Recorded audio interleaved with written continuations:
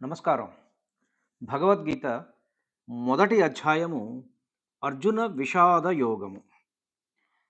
ధృతరాష్ట్ర ఉవాచ ధర్మక్షేత్రే కురుక్షేత్రే సమవేతాయుయుత్సవః మామకాః పాండవాశ్చైవ కిమకుర్వత సంజయ. ఓ సంజయ, ధర్మక్షేత్రమైన కురుక్షేత్రమునందు యుద్ధకాంక్ష గలవారైనటువంటి నావారు మరియు పాండుకుమారులు చేరి ఏమి చేశారు? యుద్ధ సన్నద్ధులై ధర్మక్షేత్రమైన కురుక్షేత్రమునకు చేరియున్న నా కుమారులను పాండుపుత్రులను ఏమి చేసిరి? ధర్మక్షేత్రే ధర్మక్షేత్రమైన కురుక్షేత్రే కురుక్షేత్రమునందు సమవేతా చేరియున్నవారును యుయుత్సవ యుద్ధకాంక్ష గలవారును యుద్ధ సన్నద్ధులై ఉన్నవారును అగు మామకా నావారు చ మరియు పాండవా పాండుకుమారులు ఏవ కలిసి కిం ఏమి అకుర్వత చేసిరి. ఇక్కడ ధృతరాష్ట్ర మహారాజు సంజయుణ్ణి అడుగుతున్నాడు. వీళ్ళంతా కలిసి పాండుకుమారులు నా కొడుకులు కలిసి అక్కడ కురుక్షేత్రంలో చేరి ఉన్నారు కదా, వాళ్ళు ఏం చేశారో నాకు చెప్పు అని అడుగుతున్నాడు. ఈ కురుక్షేత్రం ఎక్కడ ఉన్నది అంటే ఇవాళకి కూడా మనకు కురుక్షేత్ర అనే పేరుతోటి ఉంది. ఈ ప్రదేశం అంబాలాకు దక్షిణంగా ఢిల్లీ నగరానికి ఉత్తర దిశగా ఉన్నది. దీనికి శమంత పంచకము అని పేరు. ఇక్కడ అగ్ని, ఇంద్రుడు, బ్రహ్మ మొదలైన దేవతలు తపస్సు చేసి ఉండినట్లుగా శతపథ బ్రాహ్మణాదులలో చెప్పబడి ఉన్నది. కురుమహారాజు కూడా ఇక్కడ గొప్ప తపస్సు చేసి ఉన్నాడట. ఇక్కడ మరణించిన వారికి ఉత్తమ గతి ప్రాప్తిస్తుంది. అంతేగాక ఇది ధర్మక్షేత్రము, పుణ్యక్షేత్రము అని చెప్పడానికి ఇంకా చాలా కారణాలు కూడా ఉన్నాయి. మహాభారతం యొక్క అరణ్య పర్వంలో 83వ అధ్యాయంలోనూ, శల్య పర్వంలో 53వ అధ్యాయం అందు కురుక్షేత్ర మహాత్మ్యం విశేషంగా వర్ణించబడ్డది. సరే, ధృతరాష్ట్రుడు ఈ ప్రశ్న అడిగిన తర్వాత సంజయుడు ఈ విధంగా సమాధానం చెప్తున్నాడు. దృష్ట్వా తు పాండవానీకం వ్యూఢం దుర్యోధనస్తదా ఆచార్యముపసంగమ్య రాజా వచనమబ్రవీత్. తదా అప్పుడు రాజైన దుర్యోధనుడు వ్యూఢం మొహరించియున్న పాండవానీకం పాండవసేనను దృష్ట్వా చూసి ఆచార్యం ఉపసంగమ్య ద్రోణాచార్యుల వారి సమీపానికి చేరి వచనం ఈ వచనాన్ని ఈ మాటను అబ్రవీత్ పలికెను.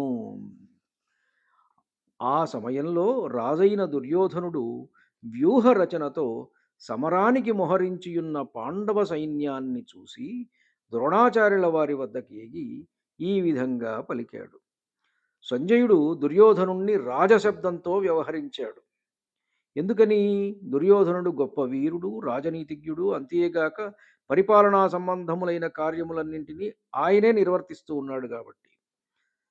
సత్పురుషుడైనటువంటి సంజయుడు అందరినీ గౌరవిస్తాడు కాబట్టి దుర్యోధనుడిని రాజా అని కూడా ఆయన సంబోధించాడు.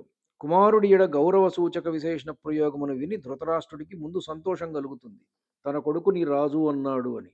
రాజు అన్నాడంటే ఇతను అంటే జనరల్గా ఉండేటువంటి ఫీలింగ్ ఏంటి, ఓహో మీవాడే గెలవబోతున్నాడులే అని ఏదో చెప్పడం కోసమో, ఏదో విధంగా రాజు అన్నాడు కాబట్టి ధృతరాష్ట్రుడికి సంతోషం కలిగించడం కోసం ఆ విధంగా అన్నాడు సంజయుడు.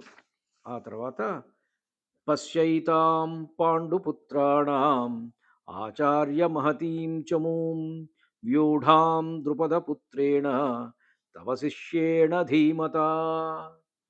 ఆచార్య, ఓ గురువర, తవ నీ యొక్క ధీమత బుద్ధిమంతుడును, శిష్యేణ శిష్యుడును అగు ద్రుపదపుత్రేణ ద్రుపదపుత్రునిచే వ్యూఢాం వ్యూహాకృతిలో నిలుపబడిన పాండుపుత్రాణం పాండవుల యొక్క ఏతాం ఈ మహతీం గొప్పదైన చమూం సైన్యమును పశ్య చూడుము. ఓ ఆచార్య, బుద్ధిమంతుడైన మీ శిష్యుడును ద్రుపదుడి పుత్రుడును అయిన దృష్టద్యుమ్నునిచే వ్యూహాత్మకముగా నిలపబడిన పాండవుల యొక్క ఈ మహాసైన్యాన్ని చూడవయ్యా. దుర్యోధనుడు గొప్ప చతురుడు, కూటనీతి బాగా తెలిసినవాడు. ద్రోణాచార్యుల్లో దృష్టద్యుమ్నుని ఎడ ప్రతిహింసను, పాండవుల ఎడ దుష్టభావాన్ని కలిగించి ఆయనను ఉత్తేజపరచడం కోసం దుర్యోధనుడు దృష్టద్యుమ్నుని ద్రుపదపుత్రుడు అని అన్నాడు. ద్రుపదుడు ద్రుపదుడికి ద్రోణుడికి మధ్య కాస్త స్పర్ధ ఉన్నది. ఈ ద్రోణాచార్యుణ్ణి సంహరించడం కోసమే దృష్టద్యుమ్నుణ్ణి ద్రుపద మహారాజు చక్కగా యజ్ఞం చేసి మరీ ఆయన సంపాదించుకున్నాడు. కాబట్టి ద్రుపదపుత్రుడు అనటంతో ఏమిటి, నిన్ను చంపడానికే పుట్టినటువంటి ఆ దృష్టద్యుమ్నుడి యొక్క నాయకత్వంలో ఉన్న ఆ సేనని చూడవయ్యా అంటే కాస్త ఈ స్టిక్లింగ్ ద ఈగో ఆఫ్ ద్రోణాచార్య అనమాట. ఇది కూటనీతి, టు టికిల్ ద ఈగో. కాబట్టి ఈ భగవద్గీత చదువుతుంటే మనకు చాలా చాలా విశేషాలు ముందు ముందు బోలెడు తెలుస్తూ ఉంటాయి. ఈ రోజుకి ఇక్కడ వరకు చాలు. ఇది 1, 2, 3 శ్లోకాలు.